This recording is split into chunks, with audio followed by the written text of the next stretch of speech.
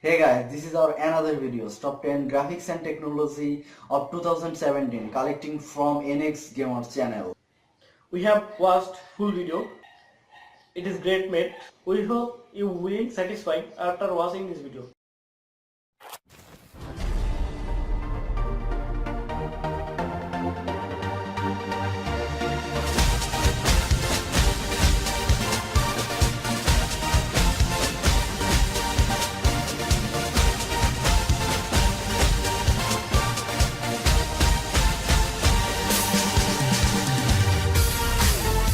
As 2017 draws to a close, it's that time again where I count down my personal top 10 graphics stroke technology in video games of 2017. Platform warriors may want to abandon ship right now as we're simply looking at the titles themselves, the games, the technique, the studios, and the visual presentation on offer here. As always, there is an element of subjective opinion here, but no one can argue these games are beautiful, technically impressive, and artistically well driven, just like last year's winner in Uncharted 4. But things move on, and that was last year and this is now. Now, before we dive into the top 10 list, I must cover a few games, only a few of ones that just narrowly missed out on hitting my top 10.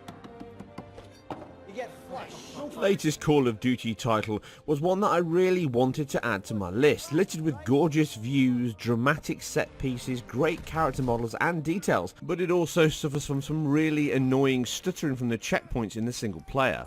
And to make matters worse, after a few patches, it even got worse. Cutscenes now drop to 30 FPS rather than 60, which is jarring at times and still tear often as they have the increased resolution or the reduction to the temporary construction method I covered in my early look.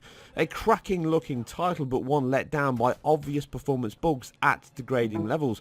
I hope they can restore the previous level of performance and resolution. Forza 7 is another title that really impressed me from its great design, detailed car models, and highest of all, the most scaling dynamic engine I have ever seen. No stone is left untouched with which to wring every last drop of performance from the host hardware, be it 1080-60 or 4K-60 on the X or a good PC. This game looks and plays incredible. It simply does not push the tech curve on enough compared to the rest that made the grade here, but Turn 10 are still masters of the racing sim. This list could go on and on, from the incredible retro blaster Ex Machina, from the technical talents over at Housemarque, a modern twist on Defender with a suitable soundtrack that is almost a spiritual legacy from the C64 SID chip tunes. It plays just as good as it looks.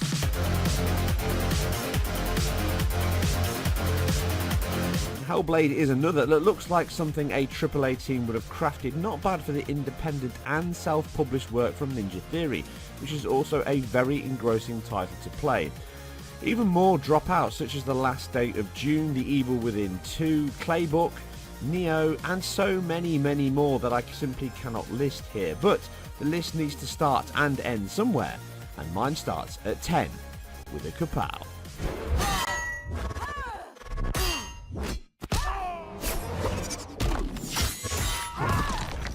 Unreal 3 may be old, but it is still up for the fight as NetherRealm proved with the vastly improved sequel to Injustice Gods Among Us. A console exclusive but now also headed to PC, this is in the mould of Mortal Kombat in many ways. A smooth, fast and flowing combat system, wide range of characters and incredible broad choice of single player and multiplayer options. But it makes my list due to the impeccable window dressing that adorns your view into this alternate superhero universe.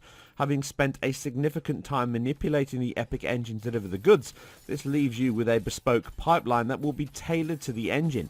They clearly made the correct choice in modifying and improving the engine rather than shift source code lock, stock and barrel over to the latest version. Now, this may have limited some options, but any obvious sacrifices are more than smothered with the results. Per object motion blur is both abundant in use and relatively artifact free.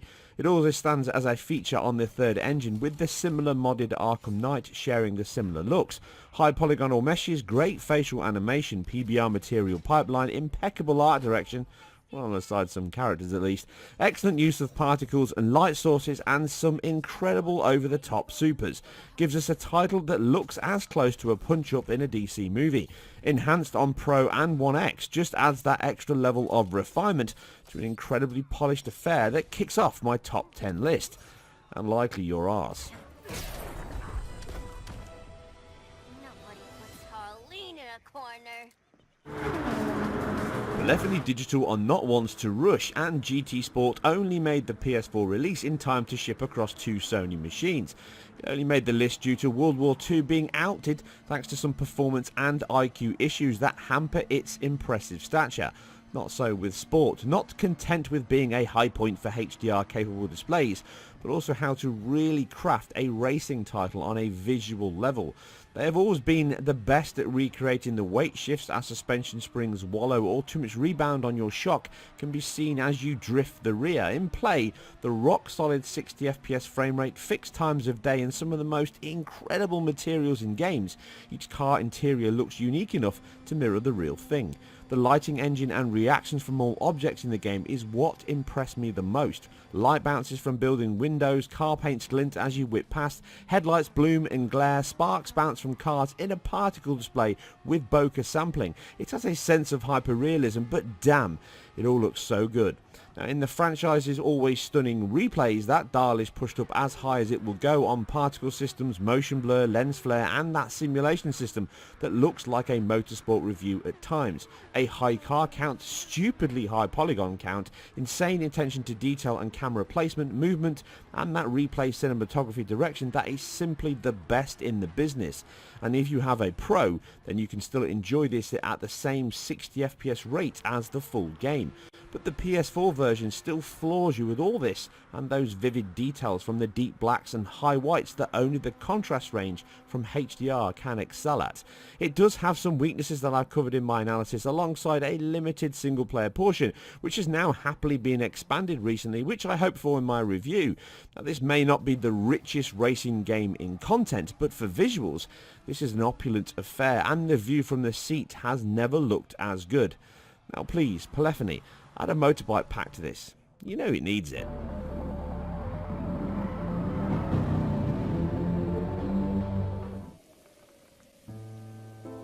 Now, this title was a long time coming and had a great deal of expectation on its shoulders. Releasing across 2 generations of Nintendo consoles, it may have been a stretch too far for some, but not the mighty N. The footage may be on Switch, but aside a performance and resolution closer to the handheld mode, all the points stated here are as true for the Wii U as the new Nvidia Fueled hit.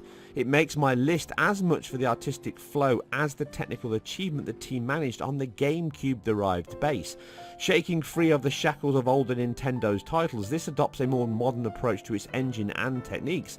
In isolation, many of the methods, tricks and effects are quite common in games of this type, and are expected on more powerful hardware than this. It uses a great range of texture assets and material shaders that gives each surface and terrain variety. Dynamic time of day and weather also empower the visual impact. As storms lash down with distant thunder, battles can be even more epic as laser blasts past, animated explosions, point lights, global illumination, Fresnel, geometry-based light volumes, screen space reflections, and this is all capped off with the excellent animation they are renowned for. Physics are another high point, as wind simulation can affect trees, objects, puzzles and fire, even harnessed to your will to aid travel. The more you play the game, the more it unfolds before you, with the core skills being built around the physical properties not only being natural to solve but impressive to witness. The range of areas, trials, enemies and simply gigantic and epic boss battles leaves you in no doubt this is an adventure to remember. The single most expansive, impressive and incredible game Nintendo have ever made. Not quite the groundbreaker of Super Mario 64, but on par with the joy of playing Ocarina of Time, and this quality on the go is still the only link we have between 2 formats of consoles. I know, but you love them.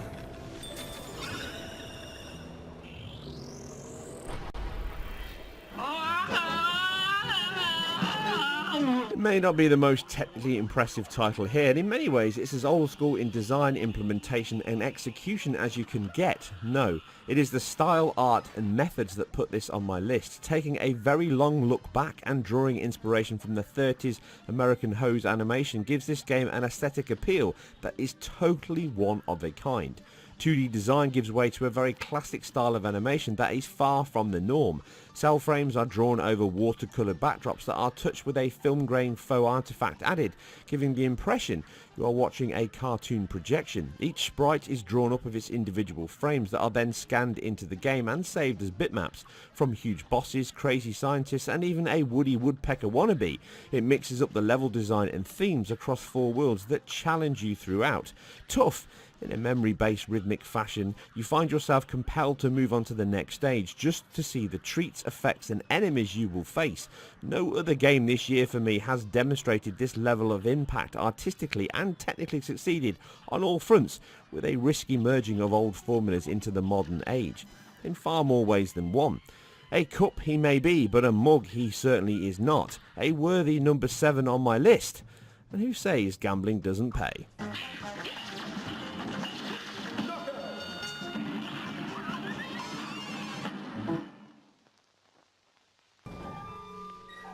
Capcom have been making games for pretty much as long as I've been playing them, and it feels that my next entry has been at the forefront for just as long. Never afraid to reinvent and shake up the norm, the 7th entry in the series, the long-running horror series, made its 3rd change to that formula. In some ways, it feels more like a modern take on the original game, but visually this is nothing but cutting edge. Incorporating photogrammetry techniques and special effects creation help craft the disturbingly realistic quality you have in this new first-person adventure. Around half of the game's characters are scans from actors and latex effects, with the more surreal entries crafted from your standard 3D modelling. Adopting a more approximate physically based lighting and material system is what sets this a few notches higher than its predecessor and many other titles this year. Character models look scarily real at times. Light is used to perfection, with a mixture of dark areas to much brighter ones, meaning that they do not hide any flaws within the shadows alone. Light bounce from torches to subsurface scattering, the up-close and personal view of the game gives you a good look at the quality the RE engine can deliver. Other effects are not short in supply: volumetric lights, bloom, skin deformation and dismemberment, with excellent facial capture and animation all round, add up to a title that is horrifically good in every facet, and the best part is that it runs at 60 FPS across all hardware. For a first-person horror game, it really hits the mark, and the complete VR mode is a sight to behold. But just try and leave a few hours before bedtime. Don't say you haven't been warned.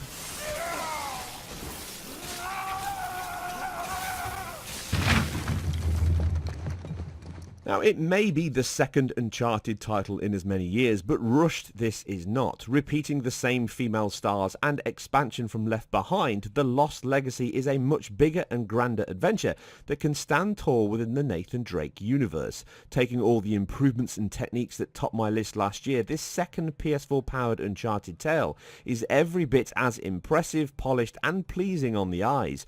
From the intimate sections that promote stealth and exploration to huge open areas with multiple paths, areas and methods with which to dispatch the foes within its excellent combat system. Choice is ever present in the game. Highly consistent texture quality, materials, physics, AI, destruction and lighting provide it the same visual diversity and premium quality of the latter title. Animation is something that Naughty Dog are top of their game at. The animators work in conjunction with the artist, lighting effects team, shader system and temporal AA to clean up the IQ. You have a game that feels even more like an Uncharted one than 4 due to its tighter focus and shorter play time. I enjoyed every moment of this action-packed, sumptuous looking and rock-solid performing title. Being as close as you will get to a Tomb Raider title made by the dogs themselves, Miss Croft would be proud. Not afraid to push stereotypes, tropes and the technical envelope, the legacy lives on and stole my midway slot with signs of just where the Uncharted and the Last of Us universes may be headed next. Think that's a lot of them. You alright? I'm fine. Apart from working for a reckless treasure hunter. Okay, where to next? Good question. Let's explore. Now we enter the big four. id Tech has been a long-term serviceman in this craze we call video games, something I've already covered in detail with my retro series on the software giants. 2016 saw the Doom reboot thrust them and the latest 6th iteration back into the limelight. Machine Games took that engine and improved it in all possible areas for its second Wolfenstein release across console and PC at the tail end of this year. And the results are bloody marvellous. Like a few other engines and games on my list, the collection of features, functions and incredibly intelligent shortcuts made to mimic far more expensive results are as always a sight to behold. From real-time water caustic reflections, volumetric fog and lights, one of the best particle systems I have ever seen, from sparks and enemy disintegration, fast light sources, PBR-based material shaders, physics-based animation, a dismemberment system, dual-wielding weapons and a pyrotechnic collection that would make Arnold Schwarzenegger jealous. All of this is rendered in a high-performing title across console and PC that uses the extra power of these premium consoles and adds in choices from native 4K on the X to a higher performing level through 2 stages of dynamic scaling, something all versions run with. The action never looks anything but clean thanks to the game's incredible per-object motion blur that is calculated within the temporal supersampled AA, which gives a stable IQ in addition to a high frame rate and stunning set pieces. The team even found time to take the original Wolfenstein code and recreate a software rasterizer within the engine to run it under. 2 games for 1. Now, if you enjoy Doom or any other action-packed FPS, then this game is an absolute bargain and one of the most technically accomplished titles you could treat your machine to. It would be a crisis to ignore it.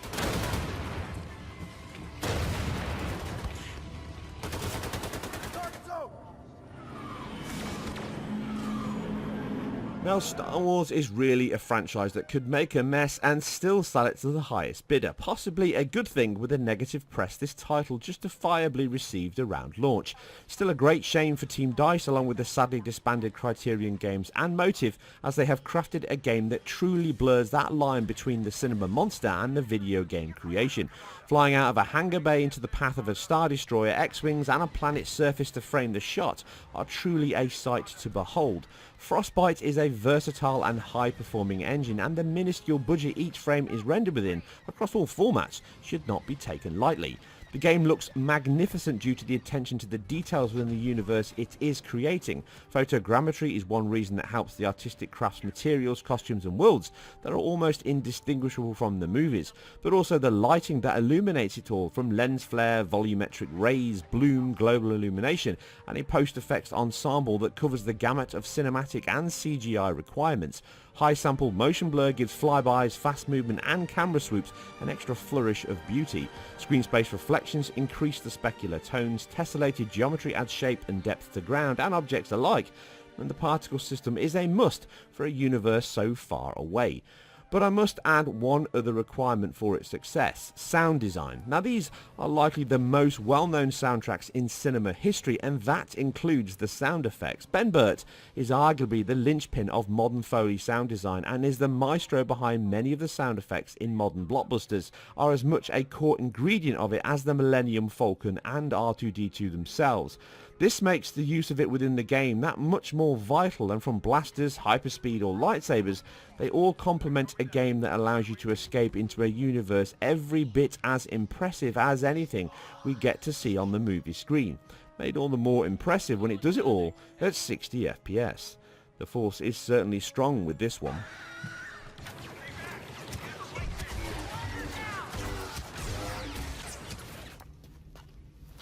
It has been too long.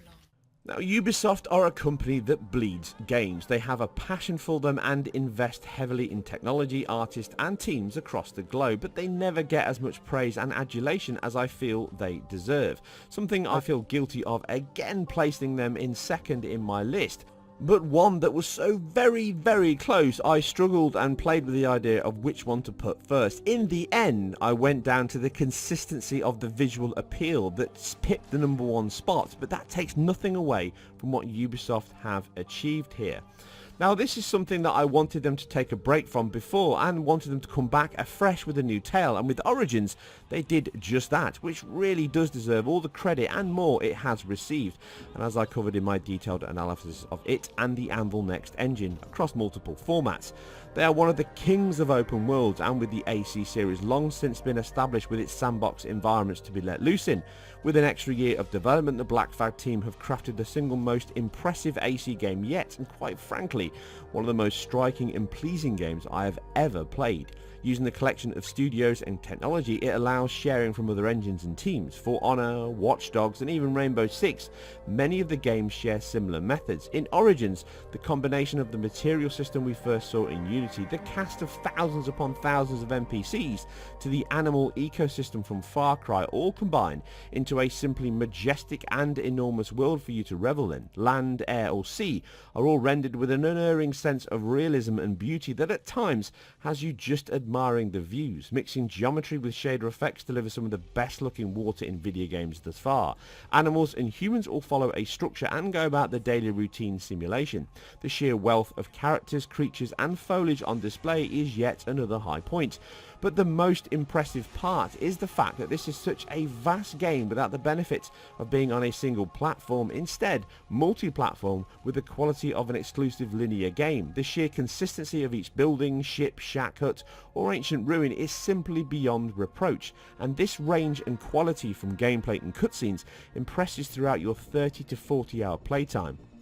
Character models, skin, hair, cloth simulation, effects are all used to enhance every section of the title. Like all games, it does have some obvious issues, errors and bugs, but for a title that allows you to roam from sand dunes to ruins, oasis to serpent lairs, you can forgive these parts. If you have not played an AC title for a while and enjoy a long, wide and mystical tale, then Origins is quite simply the most beautiful diving in point you could get. This is a very, very close second place, and one I even now could push back and forth between the final number one.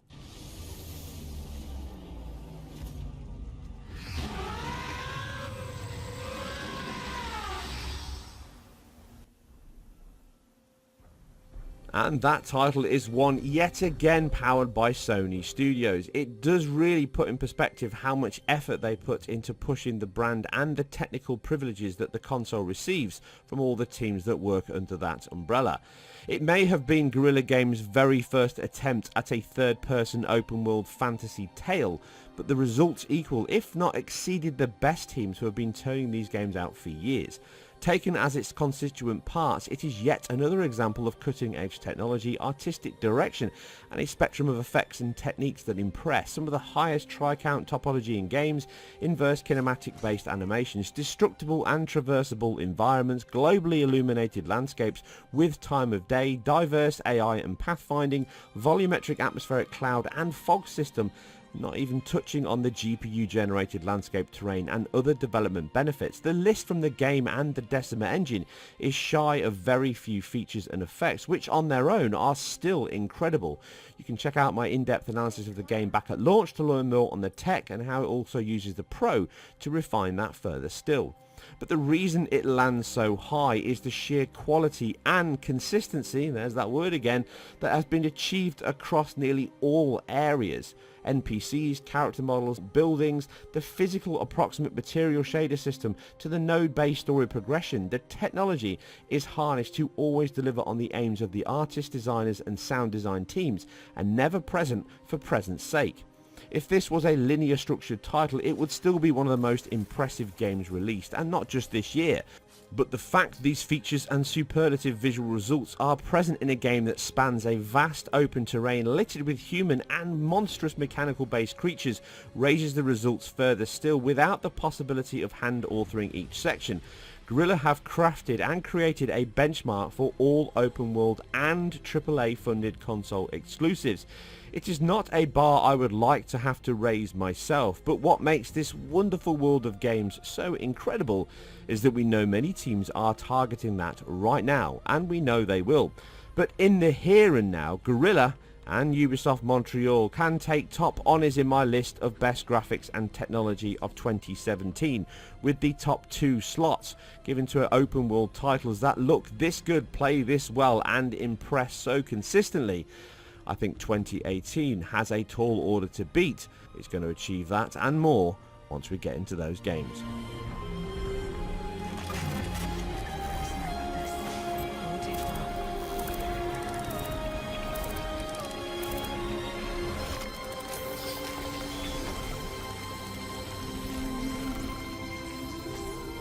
Anyway, as always, I hope you guys and girls enjoyed this. If you did, you can always support the channel by hitting my link on Patreon and also subscribing to the channel below.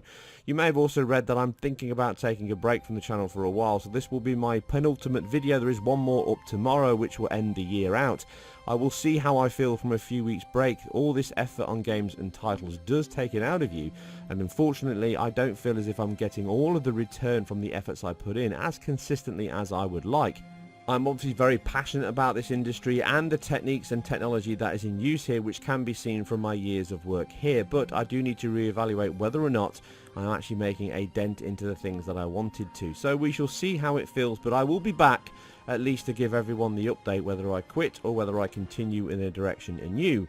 Please bear with me as I take these next few weeks off. Anyway, you guys and girls take care. I hope you enjoyed this, and hopefully I'll see you very soon in the new year.